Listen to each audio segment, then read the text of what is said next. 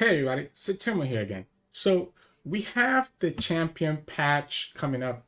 I guess the patch notes are coming out on Tuesday on the 26th, and we have the actual patch coming out on Wednesday the 27th. So today I wanted to bring you a deck that doesn't play any champions in order for us to at least not, be out of date as soon as the patch drops. So this is going to be a Champless aggro deck, but instead of Noxus PNC like you usually see your aggro deck, this one is playing Shurima and Noxus.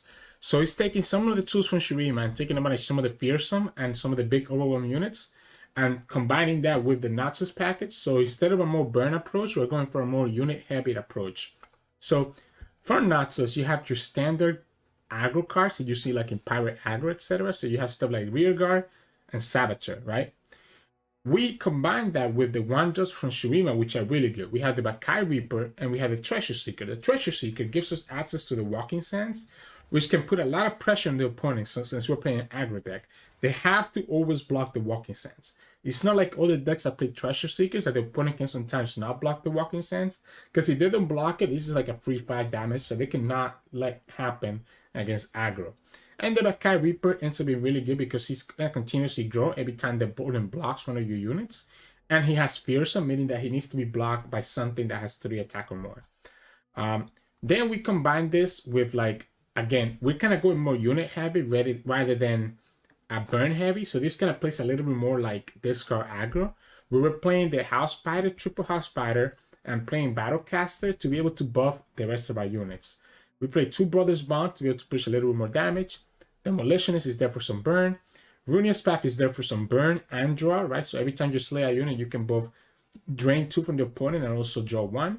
So it's like a Doom Beast, right, from Shurima. Merciless Hunter is really good because Merciless Hunter has fears of herself and she has 4 attack. So it's very easy for you to just play it, get vulnerable to the opponent's fearsome blocker, and just sacrifice it into one of your other units while the Merciless Hunter gets in for 4 damage. Berber as a burn, Decimate as a burn, and then the last 2 cards are like our big endgame cards. So we have Crowd Favorite, which is the reason that we run Triple House Spiders, so that we can potentially get a big Crowd Favorite on turn 4. And then we have Ruin Runner, which is another big overwhelm unit that has Spell Shield, so she's not vulnerable to stuff like Quicksand, at least not the first Quicksand, right? Opponent could potentially have 2 Quicksands or something else, but the Ruin Runner is almost guaranteed to be able to at least push some damaging in through the opponent. So this is kind of how we, and you can also combine her, by the way, with Merciless Hunter to make sure that she survives for at least 2 attacks, right? So that's how the deck runs. It's really just a unit-heavy aggro deck that doesn't play any champions, and it's just taking advantage of all the value that you can get for a lot of the cards from Shurima and combining them from the value that you guys are already familiar with from Noxus, aggro, and nonsense, right? So yeah, hope you enjoyed the games coming up soon. Remember, if you like the content, to like the video below, and you can see us at the end of this video for some mulligan tips with this deck. So see you all in a little bit. Enjoy the games. So in this matchup, we'll be going over Viktor, I guess going against Viktor Riven. Ooh, this is not a horrible hand. The Merciless Hunter is so good because the Merciless Hunter can tag the Riven or the Viktor, right? And we have a good curve of 1, 2, 3, including House Spider, which counts as 2 units for the Crowd Favorite. So we can do this. I like open attacking here, getting the 3 damage, because the opponent's probably gonna play the 3-1, right? So opponent probably plays the 3-1, the Ruin Weaver, or the Ballistic, but okay. So regardless, open attack was fine because the House Spiders are never attacking into the Ballistic bot. Question here is, do we do House Spider again? I think we do. We just do House Spider and do Crowd Favor and just win through the overwhelm. Oh yeah, especially now. Giving the Riven another turn is a little bit annoying. Yeah, I think that is a little bit annoying, but I don't think it's the end of the world. Okay, yeah. So we just Crowd Favor here. And now we're so wide that we're pushing a lot of damage, right? We have Decimate as a backup. We just need to raise them down before they can beat us down. Opponent plays Viktor here. They can block 3 of our units. Okay, so it's not a Viktor. I'm sorry, who are you? Still think we attack with everything and just try to push as much damage as possible, especially since we have this big overwhelm and we're gonna have the Ruin Runner next turn as well. I guess opponent could have the weapons hilt to kill this. But that means they're sacrificing the Riven and also sacrificing a second Riven from their hand. They could also have a Get Excited. Yeah, I guess it has to be a Get Excited, right? So they're setting up for a Get Excited right here. So opponent's setting up for a Get Excited right here. Still have the Decimate. We have another... Him spending the Get Excited on this is one less thing we have to worry about that goes to face. We can tag this Ballistic Bar with the Merciless Hunter. And we have 7 points of that, 7 points of burn. Or are we just doing Moon Runner? So I kind of just like the Rune Runner, to be honest. Although I'm pretty sure the opponent has to Get Excited. There's no way he blocks the Riven if he doesn't have a Get Excited here.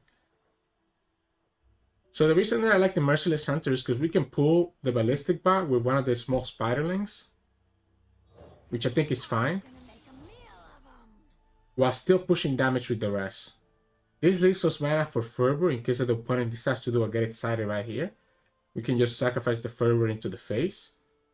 So yeah, I think this is fine. This is enough to, like, we still have a pretty wide board. Where we can attack with everything. We still have Fervor. Also, Fervor saves us in case the opponent high rolls like Lifesteal, right? So I think having enough mana for Fervor is the most important thing. We kill this Ballistic Bot by dragging with one of the small Spiderlings. If the opponent attacks right now, we're kind of doing the same thing. What did we talk about? Opponent gets the Lifesteal. Like, how do they always high roll this? We have blockers though for the Victor, right? So we can block the Victor either way. The problem is next turn. But we have the Fervor. We have the Fervor to negate the Lifesteal. And we will have enough mana to do Fervor plus Decimate. Opponent does the ambush, so they'll be able to heal up anyways. Alright. This is so annoying. This is actually so annoying, because literally, like, anything else, the opponent would have been bad in the back spot. But that's what I'm talking about. Like, this, man, this game sometimes. We have to attack with this guys first. Because he definitely wants to block the spiders, right? So we go like this. No matter which way we do it, it doesn't matter. I just don't want to give him a chance. Like, I want him to damage his own Victor, so that then we can Fervor it and kill it. He definitely needs to block, yeah. So he goes down to 9. But now the Victor is vulnerable to the Fervor, allowing us to kill it next turn. How do they always get the things that they need? That's so unfortunate. We could negate the Lifesteal right here as well, which is probably better, right? The problem is that the Get Excited just kills us. So I'm pretty sure the opponent has to be on Get Excited. So I'm thinking that if we commit another action right here to negate the Lifesteal, all we're doing is just giving him the chance to do the Get Excited and the crowd favorite, which I don't like doing. As long as the opponent doesn't roll Lifesteal again, I think this is fine. We kill both of his Ballistic Bots. And then next time we can do the Fervor instead to negate the damage, right? Watch him get Spell Shield. Oh, Fearsome. Okay, Fearsome is fine. I think Fearsome is okay. I guess we have to summon another unit then. Since the opponent got the Fearsome, we have to summon the Ruin Runner. Because we need to have a Fearsome blocker, right? Opponent gets the Overwhelm right here. So that's a little bit unfortunate. I guess we should do this. We should just do this right now. We should do this right now before the opponent gets something like Spell Shield. Because the opponent is going to be able to get the blades from the Riven to be able to just beat us, right? The problem is that anything that we do here gets punished by a Mystic Shot. And we just show him that we have the Fervor in our hand. So anything we do here gets punished by a Mystic Shot. Unless we just sacrifice our Ruin Runner.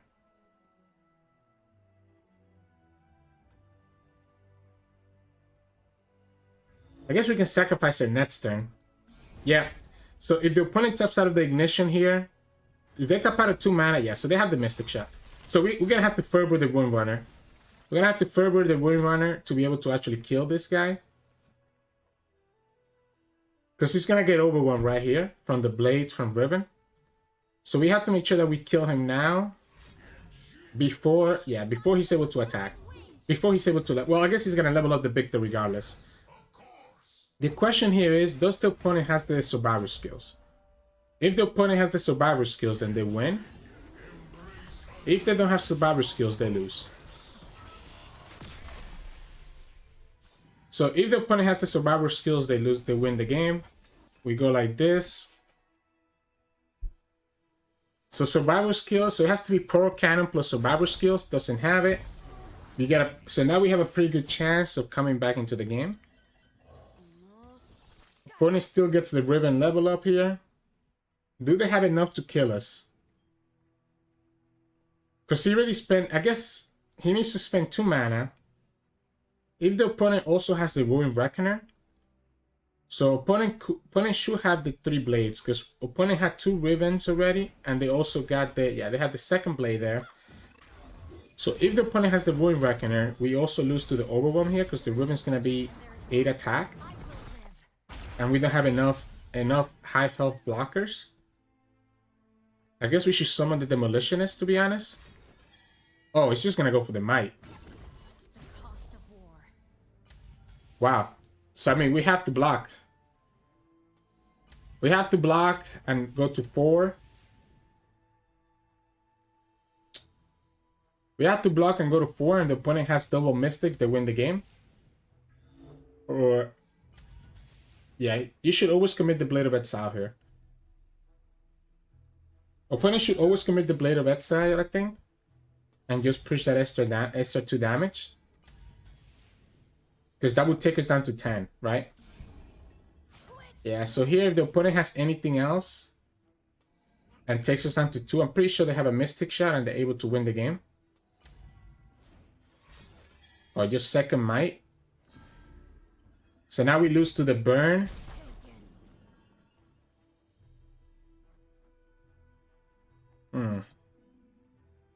Decimate, yeah, we lose to the burn, right? We have lethal in the open. Opponent just needs to have the Mystic Shot. They GG already. Man, I can't believe that lifesteal just kind of won them the game like that, huh? We have to open attack to play around a Decimate. Opponent has the Mystic Shot. They keep emoting. So it's GG anyways. Mystic Shot will get it sided. What does it? His Decimate didn't win it. Oh ho! Why does he keep emoting then if he didn't have the lethal there? Too bad he surrendered. Didn't give us a chance to emote him back. That was close. That was close. The lifesteal, I can't believe that lifesteal roll. They always get lifesteal when they need it against us, huh? GG's.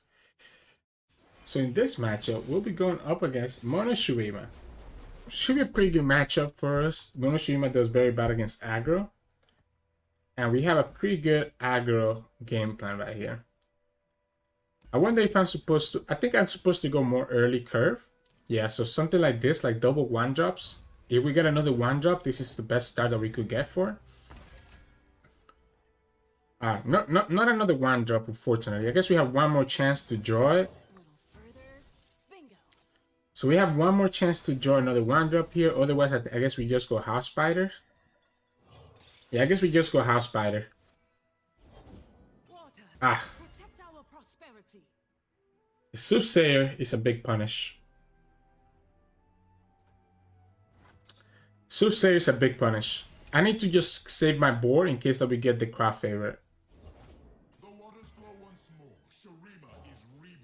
If I ever get Merciless Hunter, the opponent gets so punished by doing this. So there's 2 things that can save this board right now, right? So we could have the craft favorite, which will help us out. Merciless Hunter to tag their Seer will also help us out a lot. Or we also have the, and this is the craft favorite. We also had the Arena Battlecaster, right? So we also had the Arena Battlecaster to help us out.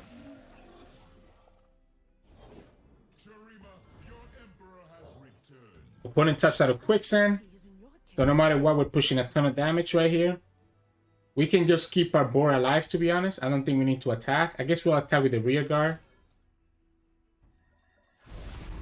I still think we attack. So this, he doesn't have any good blockers. This, same thing here. This is still pushing 5. Even if he puts it down to 1, I think that's okay with us. Even if he puts the card rate to 1, that's fine with us. The rear guard is the only one that I'm iffy about, but I think we just have to try to push our overwhelm damage right now and just keep these units to eat up anything else that the opponent might do. Opponent decides to just block like this, so this is better because that way he blocks the most damage, but now the craft favor is still at 5 HP, meaning that even if the opponent has a Rite of Arcane, it won't stop it. We can do the Ruin Runner to have more overwhelm damage next turn, and if we get another craft favor or Battlecaster, then this becomes even worse for the opponent. Okay, no craft favor or Battlecaster. Yeah, so here we go, the Ruin Runner. Opponent cannot attack because he's just going to give us the units for free. More spell. That's triple Soothsayer that the opponent drew, huh? Bakai is good because Bakai is a fearsome. Opponent's going to have to block, giving us Slays. We have the Runeous Path and we have the Decimate. I guess opponent could have like a Seraph here or could have the Quicksand now. Opponent decides not to even do anything. What if we just attack with everything this time around? Opponent's only 3 wide. I think it's actually okay to attack with everything this time. He has some good blockers right here. He can block, but he probably wants to block the Overwhelm to reduce the damage, but that still takes him to 5. Unless they have exactly Quicksand to stop this. But if they have Quicksand, I feel like you stop this and this right now, right? Because you cannot hit the Ruin Runner anyways. Seraph is only a 0 out of 1. I mean 0, yeah. So that's the Quicksand. Why not block this then? Decides not to. That Fearsome is going to come in really clutch. Opponent still goes down to 10. I think we do the Runeous Path right now. Well, instead of doing anything else. Opponent could do Seraph here, which is going to ping the house. Yeah, so I think I like the Runeous Path here. So that we can draw now while we already drain a Slate a different unit. And we technically have enough mana in that set for double Decimate to kill the opponent. So I think we just chill. I think we just chill and threaten the double Decimate kill. Because we can summon the units, but how much is that really going to do for us? This is going to force a Rider Negation. Okay. So I guess now that he did that, it's probably better to just develop, right? And just save the second Decimate for later. Okay. Yeah, I think it's fine to just develop now. And now we just develop and go wide. And save the second Decimate for next turn. We're able to go wide enough. Opponent only has 3 blockers. And then we can just do the Decimate to finish it up. He also still doesn't have a Fearsome blocker. So the Bakai Reaper is still going to push damage because opponent decided not to block the Bakai Reaper last turn. Now we have another 2 points of damage here. Opponent literally is going to have to block with with a Seer, meaning that they're going to have to sacrifice their Seer. Because he only has 1 health. Double Quicksand again. Quicksand again. I guess, what? If you don't block with a Seer, you still lose the game. Like, this is still lethal there. Because this still gets his ability, by the way. So he actually needed to block that way, yeah. This still gets his ability regardless. And there we go. Just gonna rush him down like that. Especially the Fearsomes end up putting a lot of work on the Overwhelm. We ended up top decking the Craft Favor, which was a big thing, right? That's why I decided to keep my board, because we had a couple of outs. We had Craft Favorite, and we had the Arena Battlecaster to take advantage of the fact that we had a full board. So yeah, kind of just ended up playing for our outs and ended up getting rewarded there. So yeah, GG's. So in this matchup, we'll be going up against Ziggs Taliyah. Now, we should have a good matchup versus here, right? Because anytime that they play one of the landmark cards, it's going to be worse for them.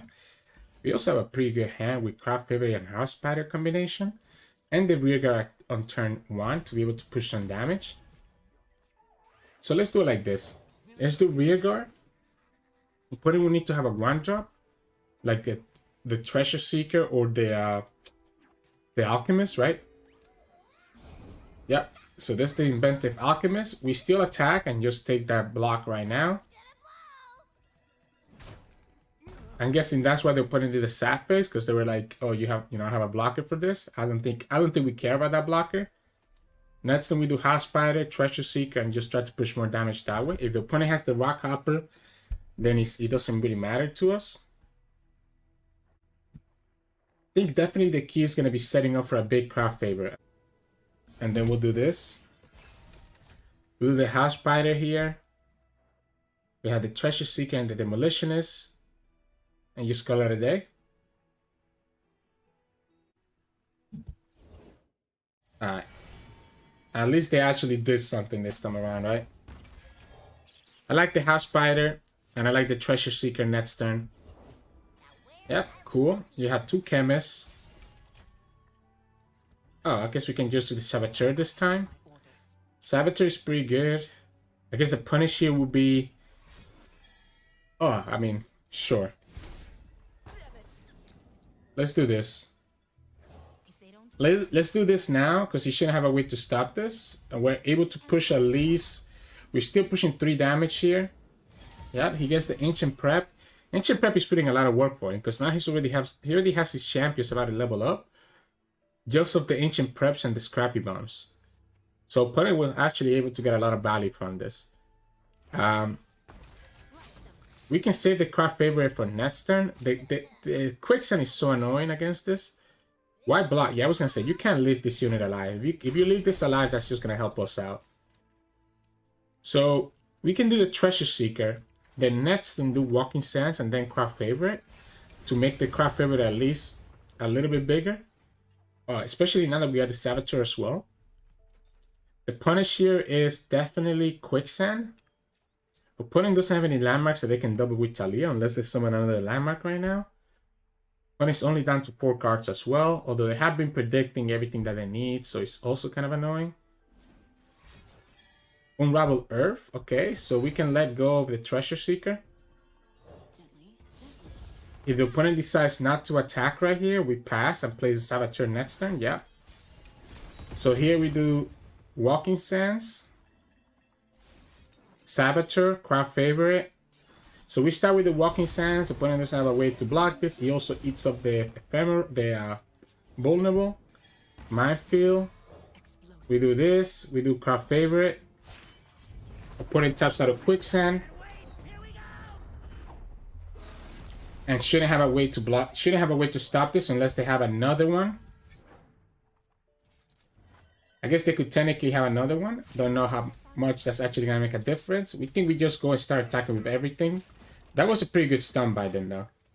This stays alive. Opponent goes to 6. We have a Fervor. He's going to decide to just not take the overwhelm damage, which I guess makes sense. But then they're losing their 6 and they're still on a low value. And this stays alive to do another pain. Unless you block like that. I think that is the best block that the opponent could do. Because they can just kill this next turn. But leaving the Craft Favorite alive is also kind of weird, right? I guess if they could have the Rod of Arcane. The Rod of Arcane, I guess, is a big punish. Because they can kill the Craft Favorite. But again, they're down to 3 cards. And they're losing their 6 by blocking this way. Decides not to. So this gets to push the damage anyways. And opponent goes down to 6 HP. So all we need is just another Fervor or a Decimate to win the game. We could also just go wider than they can beat us. Oh, wow. Yeah, we can just go super wide, right? We can just go super wide and call it a day. We can take this down to 5 health because it's not going to matter. Sure. Like, opponent's going to have Taliyah, I'm guessing. I'm going to try to double the landmarks. So opponent's going to do Taliyah right here.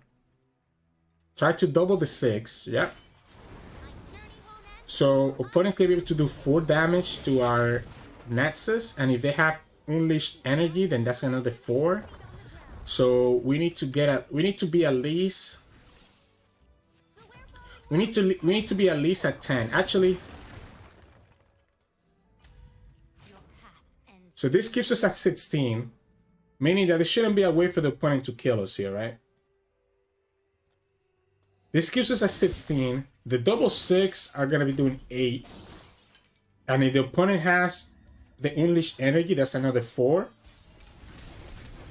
Yeah, so the Unleashed Energy is only 4. Opponent should have a way to stop this.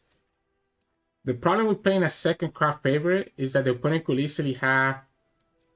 Because all I need to do is just 1 point of damage to push through, right? Because if the opponent has like another minefield...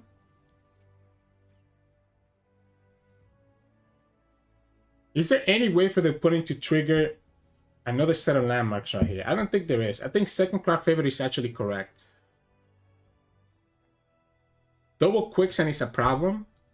I mean, quicksand itself is a problem. So I think I need to do this. I think developing is actually correct here. Yeah, so he gets to stun, right? He gets to stun one of them. Which means that now, if the opponent has quicksand, we actually get punished and lose the game. All we need is 1 point of damage. So if the opponent has the quicksand, we actually get punished. I completely forgot about the Desert Naturalist. Oh, wow. Okay, so this should be okay. I guess we lose to the Rider Negation. We just do it right now. We don't want to give in another out for the Rider Negation.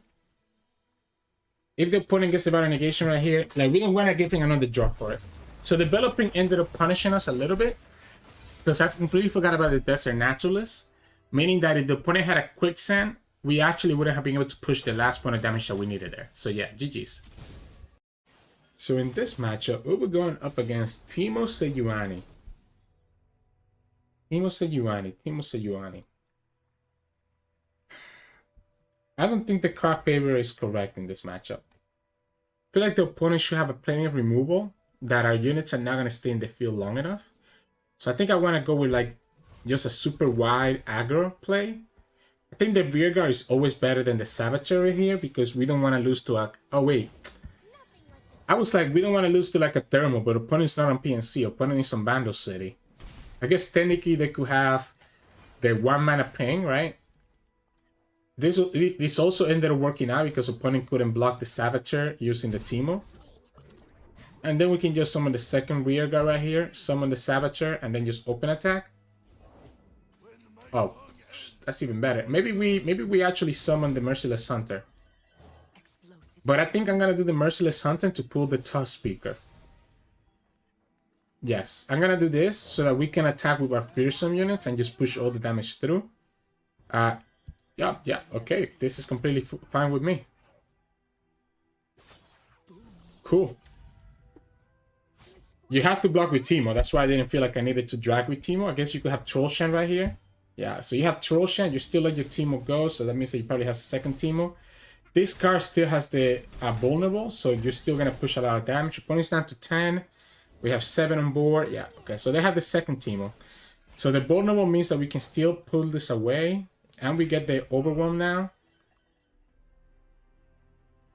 Do we take the full damage? I think we do. And I think we just pass. I think we just pass and we just attack with everything again. Alright, there we go. So now we go like this. Opponent's only at 5 mana, so I think we're fine to summon the Rune Runner. I'm thinking if this is better now though. So +4, so this would take into 6. 6 and 5. So he actually has more health than the Rune Runner. So the craft favorite is probably better. The craft favorite is better because he has more health. It is more vulnerable to like a freeze. But I think I'm okay with that. We have double fearsomes. Oh, wow. Oh, wow. We just put like this, right?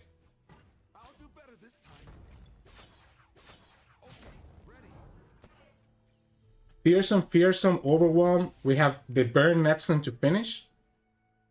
I think this is fine. We leave this alive. Opponent, this is lethal already because of the Overwhelm. Opponent needs to have a Troll Shan. It still dies to the Fervor, right? Yeah, he still dies to the Fervor next turn. Opponent will need to have Sejuani, and Sejuani is not enough because we just do the Decimate. We're still at 12 HP, so yeah, this is fine. Being able to drag, having these Merciless Hunters came in so clutch. And there it is. We Decimate, and then we have Fervor as a backup, and we finish the game.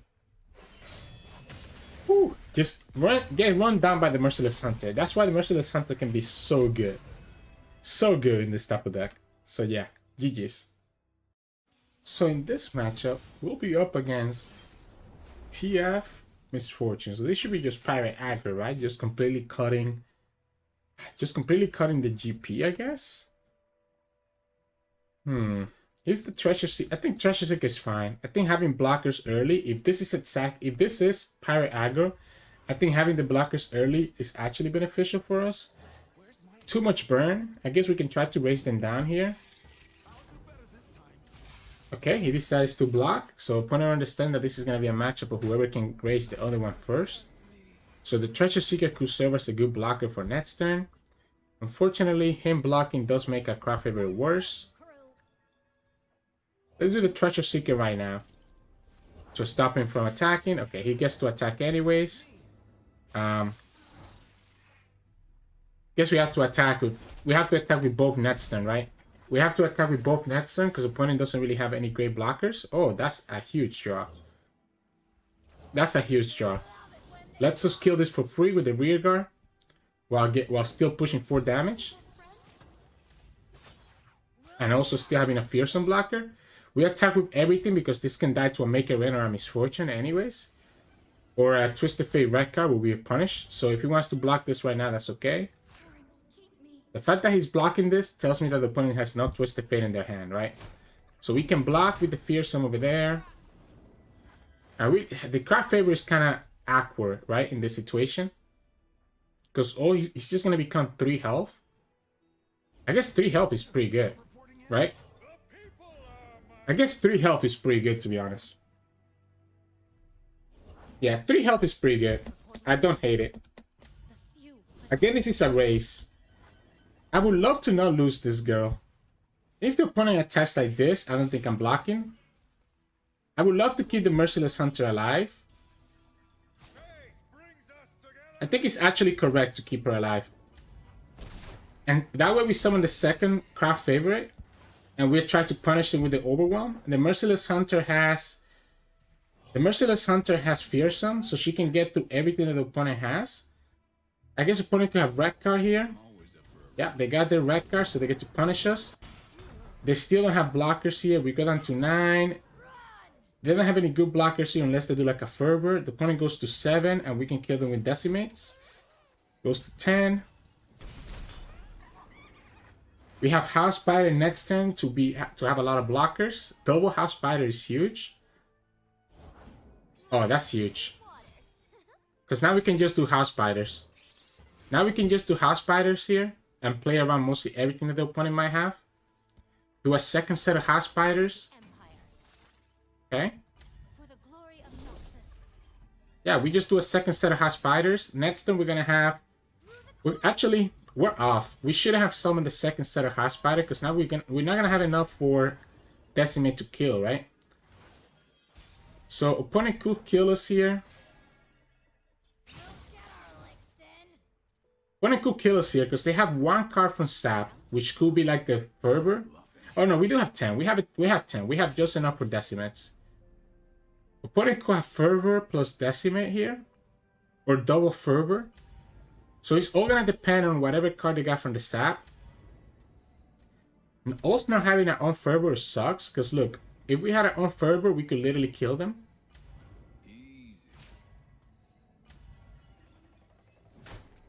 As long as it's not Decimate plus Fervor, I think we're in a good spot. We know the opponent has at least 1 card here. Yeah, okay, so they have to have it. I just have to hope that it's Make It Rain and not Fervor. I just have to hope that it's the Make It Rain and that the Make It Rain misses the Nexus. They have it. We don't have our Fervor. They end up winning. So yeah, like we talked about, either Decimate Fervor or double Fervor was going to finish the game. Because we didn't have our own Fervor to stop them. Even if we open up with Decimate first, they just do the same thing, right? They do Decimate plus Fervor and win the game. So yeah, GG's. So in this matchup, we'll be going up against... It's gonna be, ooh, Lissandra, Trundle. Usually, I would have expected this to be Trolls because they're playing Shurima.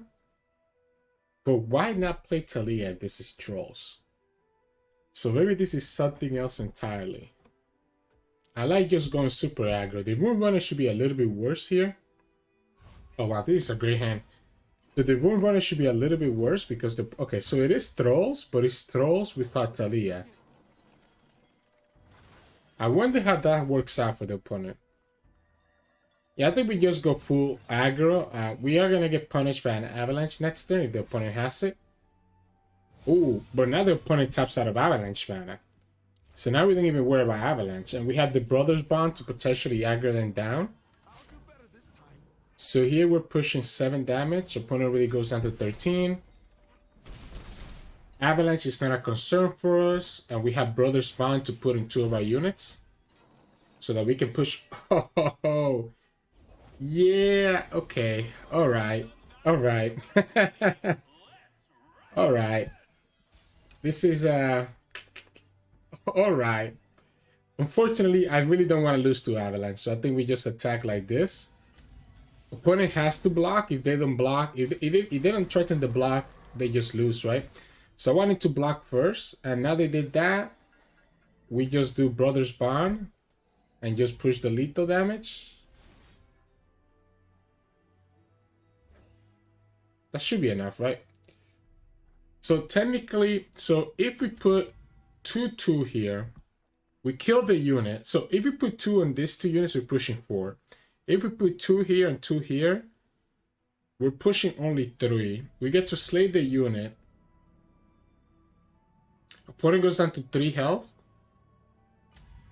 If we do another 2, we push 4. Opponent goes down to 2. But we still don't get to slay the faces of the old one.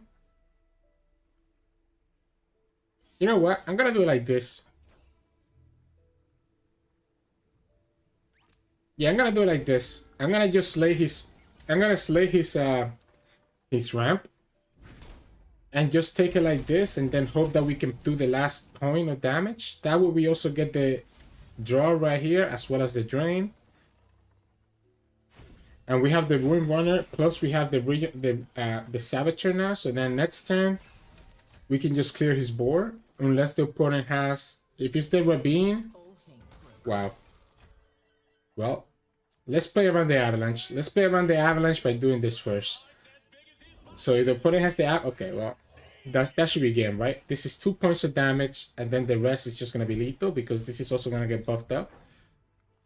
We go like this. The Makai always goes last, because he gets buffed up every time we slay a unit. This is 2, and that's it. Wow. Yeah, so obviously the opponent didn't play the Avalanche, so we were able to just play around that and summon the crowd favorite. But it's also really weird that the opponent was playing like a ramp deck. So yeah, GG's. So in this matchup, we'll be up against Mono Shurima. So it's pretty good for us that we can aggro them down. The caster is not bad. I think the caster, at least one of them, is actually pretty good. If we can get like the house spiders, but maybe we just want to go super wide. Yeah, maybe we keep the battlecaster. We actually go Saboteur first and try to get the house spider, but we don't get it. We also don't get any other 1-drop. We end up getting with burn, meaning that we're in a bad, very bad spot now, right? This is a very bad spot. Yeah, at least opponent doesn't have a 1-drop, right? So gives us a little bit of a chance. This is only 7. Craft favorite is very bad because we don't have the board to refill it. We'll need to top deck the house spiders. Oh wow. Yeah, this is horrible. This is actually horrible here. This is actually horrible. Oof. Oh man. We'll do this. We'll do this. That will allow us to sacrifice the Saboteur into the Clockling, because she was always going to die to the Soothsayer anyways. If opponent has the Devour, it's kind of annoying. Or we could also just pass and just play the Craft Favorite. And just play double Craft Favorite to do the Overwhelm. I don't know if that's correct though. If the opponent... Oh wow, okay, yeah. Wow. They also sacrifice 1 mana for that, by the way. I think this is worth it. We're pushing 3 here. I guess if we do the craft favorite, we can get this up to 4 attack and 3 health. But then we're losing some of the damage that we could potentially have. Am I supposed to just play for the long term? Or am I supposed to hope that I can top deck something better? I think it's better to just attack like this. So my concern is Quicksand. I think I cannot rely on Craft Favorite that much because of Quicksand. Opponent's only at 3 mana, by the way. And he showed us that he doesn't have anything else that's that valuable.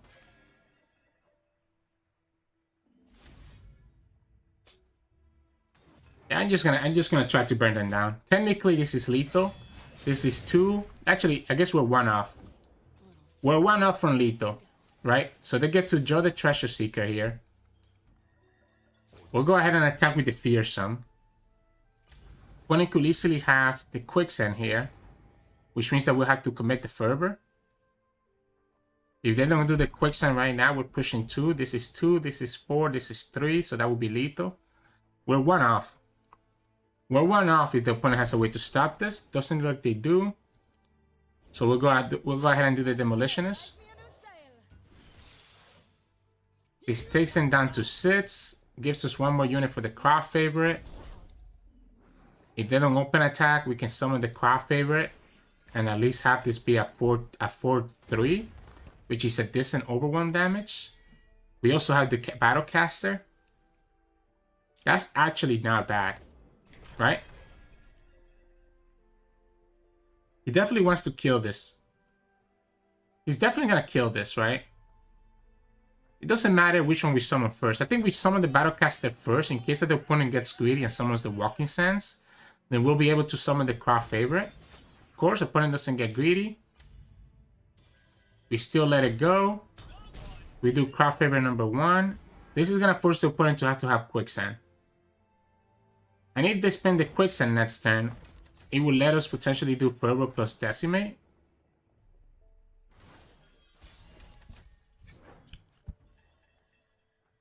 So if we do this, we go down to 6.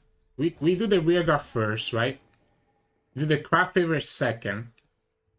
And we just try to also, because we're also going to be 1 more wider than the opponent. I guess the opponent could have another Rite of Arcane right here. Alright, that's huge. That's huge because now we're 1 more wider than the opponent. Meaning that we should be able to push some damage through. Opponent ends up doing this, which is pretty good for us, I think. He still has Fearsome blockers here. So this is never going to push enough damage. But all we need to push is just enough. Like, we only need to push 2 damage to win the game here with the Decimate. What we need to do is just, if the opponent doesn't have the Quicksand, we can do the Decimate this turn before the opponent can draw mana for a Vital Negation. Because the Decimate is probably better to use to play around the Vital Negation, right? Still need to block there too, yeah? You still need to block everywhere. He has to have Quicksand. There's no way you block like this unless you have Quicksand. There it is. The good thing about Quicksand is that these 2 units still come back next turn. Opponent will be able to level up his Seer right here. I mean next turn with a Seraph. Actually, I guess he needs to summon 2 units, right? So opponent needs to summon 2 units to be able to... No, because this didn't last. Yeah, so Seraph is gonna level up. But if the opponent plays the Seraph, they tap out of the Rite of Negation mana, and then we just do the Fervor and win the game. So if opponent taps out of Rite of Negation mana, we just do the Fervor and win the game. So the opponent only has 7 mana. They can do Seraph, which costs 4. And playing Seraph means that you tap out of Rite of Negation. We still have a unit with Overwhelm that the opponent needs to worry about. There you go. His Seraph is not even leveled yet, actually, so we don't have to worry. Opponent has to commit something else. I guess he's going to level up. Oh, actually, we messed up. We messed up. Opponent's going to throw the game. Okay, perfect. So opponent just needs to wait, because the Perseverium will trigger, pinging the Rearguard, and then his Seraph levels up, triggering the Sun Disc, which we have pinged. We have been able to ping the other one. So we almost threw the game by not committing the Fervor right away. I completely forgot about the Perseverium being there in the field. allowing him to be able to win the game that way. So yeah, that was close. We almost threw the game. So yeah, GG's. Welcome back, everybody. Hope you enjoyed those games. You saw how much work the Craft Faber can put in. You saw how much work the Merciless Hunter can put in, right? She is so good in this type of deck that wants to go really wide and just push as much damage as possible. So yeah, I think Merciless Hunter, Craft Faber are really the MVPs. And the Makai Reaper can also put in a lot of work as well. But yeah, in terms of mulligan tips, this is an aggro deck, right? So you want to be able to go super wide, super early if you can, and do as much damage as possible. So usually you want to keep your 1-drops, right? So you want to keep your 1-drops so that you can just push all that damage early. Sometimes if you get 3 1-drops, you can just push so much damage on turn 2. So definitely just keep your 1-drops. If you really have like 2 1-drops, for example, it might be a consideration to keep the Battlecaster, the House Spider as well, and just try to go for a wider board, which is completely fine as well. Merciless Hunter can be a good keep as well if you really feel like you have a pretty good early game plan. So I guess what I'm trying to say is that your mulligan is going to completely depend on how many 1-drops you have in your opening hand. If you already have at least 1, then you can get greedy, keeping some of your 2-drops and some of your 3-drops. If you don't have any 1-drops, just mulligan everything away and try to get at least 1 or 2 of your 1-drops. And then you kind of go from there. Usually you want to kick your burn because you want to join your burn later on. Same thing with the Ruin Runner. The Craft Faber is only really worth a keep if you think you have like a House Spider and a bunch of like early units, and you think that the opponent has no way to reduce your board presence. But yeah, that's how I will play this thing. If you like the content, please make sure to like the video below. You can also subscribe to us. We post a lot of videos every single day. You can also find us at Twitch, at Twitch Sirturmund, where we stream 3 to 4 times a week. We will be streaming when the new patch drops on Wednesday night.